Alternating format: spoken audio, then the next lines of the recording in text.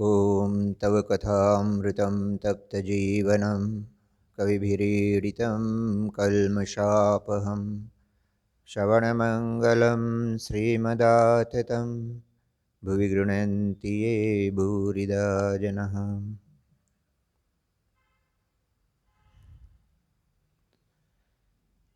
श्री रामकृष्ण वचनामृत चिंतन के आज के अंक में हम देखेंगे मास्टर महाशय और श्री रामकृष्ण देव की तृतीय मुलाकात।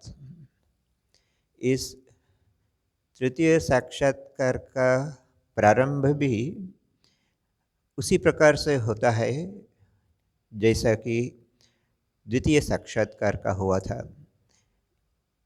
एक बात जिस पर हमने ध्यान दिया था, जिसका वर्णन स्वयं मास्टर महाशय करते हैं, जब प्रथम बार वे श्री रामकृष्ण देव के संपर्क में आए तो घर जाने के उपरांत उनके मन में श्री रामकृष्ण देव के व्यक्तित्व का इतना गहरा असर हो चुका था। हालांकि जो वर्णन उन्होंने अपनी डायरी में या इस ग्रंथ में दिया है, उसमें ऐसा कोई आभास नहीं मिलता कि रामकृष्ण देव से उनकी बहुत गहन चर्चा हुई हो, परंतु जो एकाध उपदेश उन्होंने श्री रामकृष्ण देव से सुना था, उसी का इतना गहरा प्रभाव उन पर पड़ता है कि वे स्वयं लिखते हैं कि श्री रामकृष्ण देव से पुनः मिलने के लिए उनका मन लालायित रहता था और इसलिए प्रथम मुलाकात की शायद 2-3 दिन के अंतर के उपरांत ही वे पुनः श्री रामकृष्ण देव के समीप उपस्थित होते हैं। और इस द्वितीय साक्षात्कार के बारे में तो हमने पिछले कुछ सप्ताहों में चर्चा विशद रूप से की ही है कि किस प्रकार से पहले श्री रामकृष्ण मास्टर महाशय से कुछ प्रश्न पूछते हैं और उन प्रश्नों के माध्यम से वे मास्टर महाशय के अहंकार को चूर्ण करते हुए उन्हें अपने एक योग्य शिष्य, एक योग्य पात्र के रूप में गठित कर लेते हैं। तत्पश्चात मास्टर महाशय स्वयं श्री रामकृष्ण से कुछ आध्यात्मिक प्रश्न करते हैं, जिनके बारे में हम पहले ही चर्चा कर चुके हैं। तो यकीनन जब पहली मुलाकात में जहाँ विशेष वार्तालाप नहीं होता है दोनों के बीच में, उसके पश्चात भी जब मास्टर महाशय श्री रामकृष्ण देव से मिलने के लिए आकर्षित होते हैं, उनसे मिलने के लिए लालायित होते हैं, तो द्वितीय मुलाकात के बाद यदि वैसा होता है तो इसमें आश्चर्य की कोई बात नहीं। और इसीलिए इस तृतीय मुलाकात का प्रारंभ ही मास्टर महाशय इन शब्दों के साथ करते हैं। मास्टर उस समय वराहनगर में अपनी बहन के यहाँ ठहरे थे। जब से श्री रामकृष्ण देव के दर्शन हुए तब से मन में सब समय उन्हीं का चिंतन चल रहा है। मानो आँखों के सामने सदा वही आनंदमय रूप दिखाई दे रहा हो, कानों में वही अमृतमय वाणी सुनाई दे रही हो। मास्टर सोचने लगे, इस निर्धन ब्राह्मण ने इन गंभीर आध्यात्मिक तत्वों को कैसे खोज निकाला, किस प्रकार उनका ज्ञान प्राप्त किया। इसके पहले उन्होंने इतनी सरलता से इन गूढ़ तत्वों को समझाते हुए कभी किसी को नहीं देखा था। मास्टर दिन रात यही विचार करने लगे कि कब उनके पास जाऊं और उन्हें देखूं। तो यह कुछ शब्दों में मास्टर महाशय ने वर्णन किया है। इसी से पता लगता है कि श्री रामकृष्ण के प्रति उनका आकर्षण कितना प्रबल हो चुका था। हम जानते हैं मास्टर महाशय एक उच्च शिक्षित व्यक्ति थे। तत्कालीन समय में जिस प्रकार से अंग्रेजी माध्यम की शिक्षा का प्रचार प्रसार हो रहा था, वैसी शिक्षा उन्होंने ग्रहण की थी। और तत्पश्चात तो हम देखते हैं बहुत से स्कूलों में उन्होंने शिक्षकता की। उन्होंने कुछ विद्यालय में प्रमुख अध्यापक के रूप में भी कार्य किया। तो उनकी विद्वत्ता और विद्वत समाज में उनकी जो पहचान थी उससे हम विदित ही हैं। यह भी मानना ही पड़ता है कि उस समय के समाज में जितने भी शिक्षित व्यक्ति रहे होंगे, जैसे विद्यासागर इत्यादि, उन सभी के संपर्क में मास्टर महाशय आए थे। तो ऐसे जो व्यक्ति जो उस समय समाज में अपनी विद्वत्ता के कारण परिचित थे और विद्यालय और महाविद्यालय में ऐसे व्यक्ति जो ज्ञान चर्चा किया करते थे, उनके संपर्क में मास्टर महाशय आए थे। विभिन्न विषयों पर उन्होंने चर्चाएं की होगी, परंतु जीवन में पहली बार जब वे श्री रामकृष्ण से मिलते हैं तो हमने पहली ही मुलाकात में देखा था कि उन्हें इस बात पर बड़ा आश्चर्य होता है कि यह गरीब निर्धन ब्राह्मण, जो कि ठीक प्रकार से पढ़ना लिखना भी नहीं जानता, जिसने किसी प्रकार की उपाधि तो ग्रहण की ही नहीं, किसी विद्यालय महाविद्यालय में प्रवेश कर उन्होंने तथाकथित विद्या अर्जन तो नहीं किया है, वे कोई शास्त्र भी नहीं पढ़ते हैं, इसके उपरांत भी वे इतनी ज्ञान की बातें कैसे कर सकते हैं, यह आश्चर्य तो मास्टर महाशय को पहले साक्षात्कार में ही हुआ था।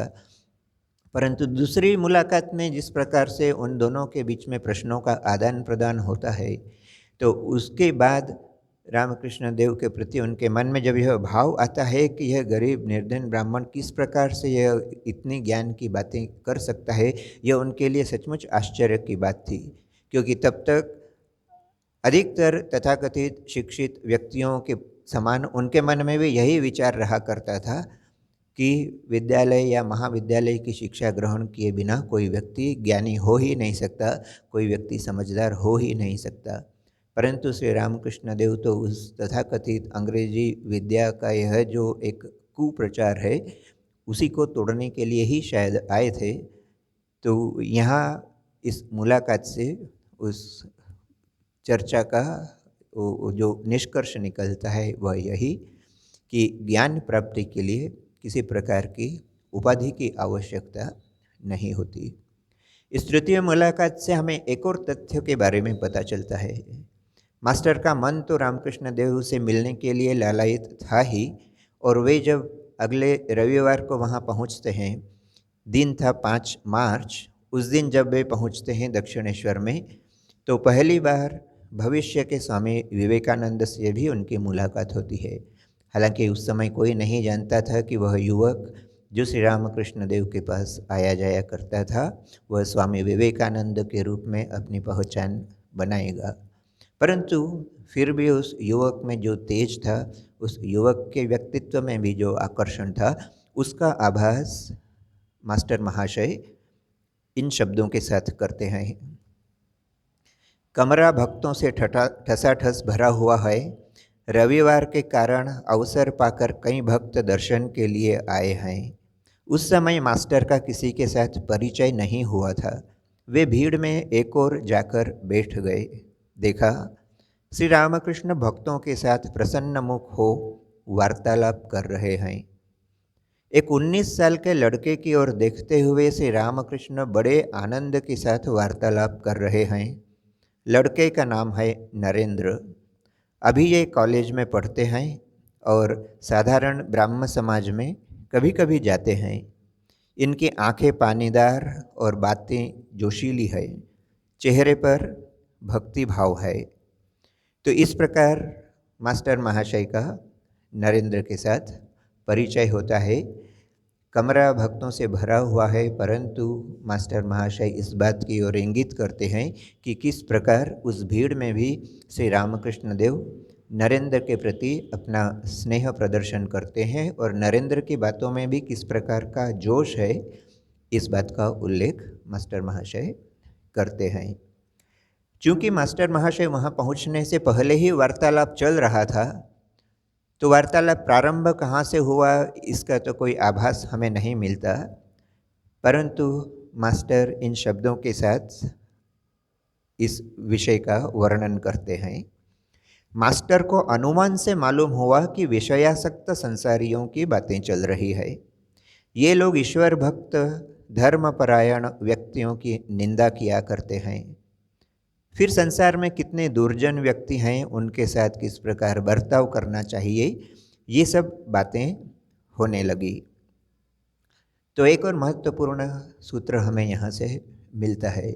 जो चर्चा उस समय श्री रामकृष्ण देव भक्तों के साथ कर रहे थे, वह चर्चा थी ऐसे व्यक्तियों के बारे में जो धर्म प्रसंग करने वाले व्यक्तियों की निंदा किया करते हैं। हालांकि यह बात ध्यान रखने योग्य है कि जिस समय का वर्णन यहाँ किया गया है, जिस समय की बातचीत चल रही है, उस समय भी हमारे समाज में अधिकतर व्यक्ति ऐसे थे जो मूलतः जिनमें धार्मिक या आध्यात्मिक भाव खूब दृढ़ रूप से रहा ही करता था। संयुक्त परिवार हुआ करते थे। हजारों सालों से चली आ रही धार्मिक और आध्यात्मिक परंपराएं तब भी कुछ न कुछ रूप से मजबूत थी, परिवारों में विद्यमान थी। और इसलिए उस समय के अंग्रेजी शिक्षा प्राप्त अधिकतर व्यक्ति भी अपने धर्म, अपने समाज, अपने संस्कारों से कहीं न कहीं जुड़े हुए थे। इस बात का आभास स्वयं इस ग्रंथ में ही हम पाते हैं, जहाँ मजिस्ट्रेट या किसी महाविद्यालय के अध्यापक इत्यादि के साथ बातचीत का प्रसंग आता है, परंतु यह देखने में आता है कि उनमें से अधिकतर व्यक्ति तब भी धर्म और अध्यात्म से जुड़े हुए थे। वर्तमान समय में यदि देखा जाए तो एक अंतर तो स्पष्ट रूप से नजर आता है। श्री रामकृष्ण देव के समय भी शिक्षित व्यक्ति भी धार्मिक हुआ करते थे और इसलिए उनका किसी मंदिर, किसी आश्रम में जाना या धार्मिक अनुष्ठान करना कोई लज्जा या शर्म या संकोच की बात नहीं मानी जाती थी। वरन जो व्यक्ति ऐसा नहीं करते थे या जो व्यक्ति नशा करते हों, जो व्यक्ति अन्य किसी व्यसन में लिप्त होते थे, वे भले ही उन खराब आदतों में, कुवृत्तियों में फंसे हुए थे, परंतु वे कहीं न कहीं शर्म का अनुभव किया करते थे। इसलिए अपनी उन गलत आदतों को या तो छुपा कर रखते थे या इस प्रकार का प्रयत्न करते थे कि लोगों को उनकी कुप्रवृत्तियों के बारे में कम से कम जानकारी हो या बिल्कुल नहीं हो। आज समाज पलट चुका है। आज यदि किसी व्यक्ति के मन में धार्मिक भावना आती भी है, वह यदि किसी मंदिर में, किसी आश्रम में, किसी संत महात्मा के पास यदि जाना प्रारंभ करे तो उसे इस बात को छुपाने की आवश्यकता महसूस होती है। और जो किसी न किसी व्यसन में लगा है, उसे किसी प्रकार के संकोच का अनुभव नहीं होता है। यह पिछले 150 साल का सामाजिक परिवर्तन हम देख सकते हैं। तो उस समय यह जो चर्चा चल रही थी, वह चर्चा इसी प्रसंग में थी। हालांकि ऐसे व्यक्तियों का अभाव तब भी नहीं था कि जो किसी को धार्मिक प्रसंगों से जुड़ा होने पर उसके निंदा किया करते थे। हालांकि संख्या कम थी, परंतु ऐसे लोग तब भी समाज में थे। और उसी प्रसंग में यहाँ मास्टर इस बात का उल्लेख करते हैं कि ऐसे विषयासक्त संसारियों की बातें चल रही थी, जो लोग ईश्वर भक्त और धर्मपरायण व्यक्तियों की निंदा किया करते हैं। तो इस प्रसंग में श्री रामकृष्ण देव का स्पष्ट मत था। वे नरेंद्र की तरफ मुँह करते हुए नरेंद्र से बात करते हुए कहते हैं, क्यों नरेंद्र, भला तू क्या कहेगा? संसारी मनुष्य तो न जाने क्या क्या कहते हैं, पर याद रहे कि हाथी जब जाता है तब उसके पीछे पीछे कितने ही जानवर बेतरह चिल्लाते हैं, पर हाथी लौटकर देखता तक नहीं। अब यहाँ तक तो ठीक था, परंतु इसके बाद श्री रामकृष्ण देव नरेंद्र से एक प्रश्न भी करते हैं, तेरी कोई निंदा करे तो तू क्या समझेगा? प्रसंग को यदि हम देखें, श्री रामकृष्ण पहले ही कह चुके हैं कि ऐसे संसारी व्यक्ति जो धार्मिक व्यक्तियों की निंदा करते हैं, उनके लिए श्री रामकृष्ण पहले ही उपमा दे चुके हैं कि वे लोग तो चिल्लाते ही रहते हैं। और उपमा के तौर पर रामकृष्ण देव कहते हैं कि हाथी जब जाता है तो कितने ही जानवर चिल्लाते हैं। हिंदी में तो कहावत ही है, हाथी चले बाजार, कुत्ते भौंके हजार। तो श्री रामकृष्ण देव कहते हैं कि संसारी व्यक्ति तो धार्मिक व्यक्ति की निंदा करेगा ही, अब यह उदाहरण देने के बाद यदि किसी 19 वर्ष के लड़के से, और वह भी नरेंद्र के समान जोशीला युवक हो, उससे यदि यह प्रश्न किया जाए कि तेरी कोई निंदा करे तो तू क्या समझेगा, तो स्वाभाविक रूप से किसी भी युवक का वही उत्तर होगा जो नरेंद्र का रहा था। नरेंद्र ने तत्क्षणात उत्तर दिया, मैं तो यही समझूंगा कि कुत्ते भौंकते हैं। श्री रामकृष्ण उसे रोकते हैं। श्री रामकृष्ण थोड़ा हंसते हुए नरेंद्र से कहते हैं, अरे नहीं, यहाँ तक नहीं, यानी इतनी दूर तक जाने की ज़रूरत नहीं। यदि कोई निंदा भी कर रहा है तो ठीक उन्हें कुत्ते के भौंकने के समान उसकी तुलना करना, श्री रामकृष्ण कहते हैं, ठीक नहीं होगा। क्यों ठीक नहीं होगा? श्री रामकृष्ण उसके पीछे का दर्शन समझाते हैं। वे कहते हैं, सर्वभूतों में परमात्मा का ही वास है। अब यदि सर्वभूतों में परमात्मा का वास है तो फिर ऐसे व्यक्तियों से कैसे निपटा जाए जो हमारी धार्मिक भावनाओं में, हमारे आध्यात्मिक विकास में बाधक होकर खड़े होते हैं। तो श्री रामकृष्ण एक व्यावहारिक सलाह देते हैं। श्री रामकृष्ण देव कहते हैं, मेल मिलाप करना हो तो भले आदमियों से ही करना चाहिए, बुरे आदमियों से अलग ही रहना चाहिए। अपनी बात को और स्पष्ट रूप से समझाने के लिए, जैसा कि पिछले भी कुछ प्रसंगों में हम देख ही चुके हैं, श्री रामकृष्ण देव बहुधा उदाहरण के माध्यम से अपनी बात रखा करते थे। तो यहाँ वे जो कहते हैं कि सभी व्यक्तियों में ईश्वर का वास है, परंतु फिर भी भले आदमियों के साथ संपर्क रखना चाहिए और बुरे व्यक्तियों के साथ थोड़ा दूरत्व बनाकर ही रखना चाहिए। यहाँ भले और बुरे से तात्पर्य सिर्फ इतना ही है कि जो व्यक्ति हमारे आध्यात्मिक विकास में सहायक हो वह भला, और जो बाधक हो वह बुरा। तो श्री रामकृष्ण देव को उदाहरण देते हैं, कहते हैं, बाघ में भी परमात्मा का वास है, इसलिए क्या बाघ को भी गले लगाना चाहिए? याद रखो कि बाघ भी तो नारायण ही है। यदि कहो कि बाघ भी तो नारायण है, इसलिए क्यों भागे? इसका उत्तर यह है कि जो लोग कहते हैं कि भाग चलो, वे भी तो नारायण हैं, उनकी बात क्यों न मानो। अपनी बात को समझाने के लिए श्री रामकृष्ण एक उदाहरण भी देते हैं। ये प्रसंग याद रखना होगा। संसार में सभी तरह के व्यक्ति हैं, अच्छे भी हैं, बुरे भी हैं। किस व्यक्ति से हमें मिलना चाहिए, किस व्यक्ति से दूरत्व बनाए रखना चाहिए, इसी प्रसंग में श्री रामकृष्ण देव एक कहानी सुनाते हैं। कहानी आप लोगों ने यहाँ पढ़ी होगी, इसलिए वहाँ से पाठ करके हम नहीं सुनाएंगे। थोड़ा ही वैसे ही एक संक्षिप्त विवरण दे सकते हैं। एक गुरु थे, अपने शिष्यों को उपदेश देते हुए उन्होंने एक बार यह बात समझाई कि सर्वभूतों में ईश्वर का वास होता है। अब सारे शिष्यों ने यह बात सुन तो ली, और जैसा कि स्वाभाविक रूप से होता है, सुनने के बाद भी सभी श्रोताओं के मन में कोई भी बात एक समान रूप से प्रतिष्ठित नहीं होती।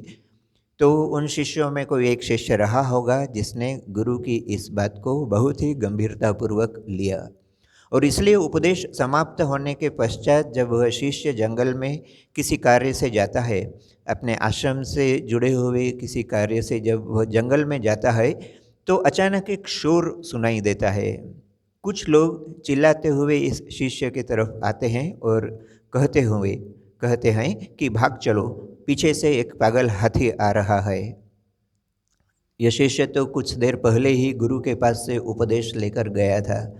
उसने मन में विचार किया, गुरु ने तो कहा है कि सभी में ईश्वर का वास है, तो फिर यह जो हाथी आ रहा है इसमें भी ईश्वर का वास है ही, तो फिर इस प्रकार से भाग चलने की कोई आवश्यकता उसे महसूस नहीं हुई, क्योंकि उसे तो उस हाथी में, उस पागल हाथी में भी ईश्वर का ही दर्शन हो रहा है। ईश्वर दर्शन भले नहीं हो रहा हो, परंतु सैद्धांतिक रूप से उसने यह मान लिया था कि गुरु ने यदि कहा है तो इस हाथी में भी ईश्वर का वास है, इसलिए इससे डरने की कोई बात नहीं। तो जो लोग डर के मारे वहाँ से भाग रहे थे और महावत भी जो चिल्ला रहा था, उनकी बातों को अनसुना करते हुए शिष्य वहीं खड़ा रहता है, और कुछ ही देर में वह पागल हाथी आकर जैसे ही इस शिष्य को देखता है उसे अपने सूंड में लपेटकर और एक तरफ फेंक देता है और इतनी ज़ोर से फेंकता है कि शिष्य बेहोश हो जाता है, लहूलुहान हो जाता है। कुछ देर पश्चात आसपास के कुछ लोग आकर इसकी सेवा शुश्रूषा करते हैं और आश्रम में सूचना भेजी जाती है कि आपका एक शिष्य यहाँ इस अवस्था में पड़ा है। तत्क्षणात गुरु और अन्य शिष्य वहाँ पहुँच जाते हैं और किसी प्रकार से उसे होश में लाया जाता है। जब वह होश में आता है तो गुरु उससे प्रश्न करते हैं कि जब सभी लोग चिल्ला रहे थे कि पागल हाथी आ रहा है, सावधान हो जाओ, भाग जाओ, तो तुम वहाँ से हटे क्यों नहीं?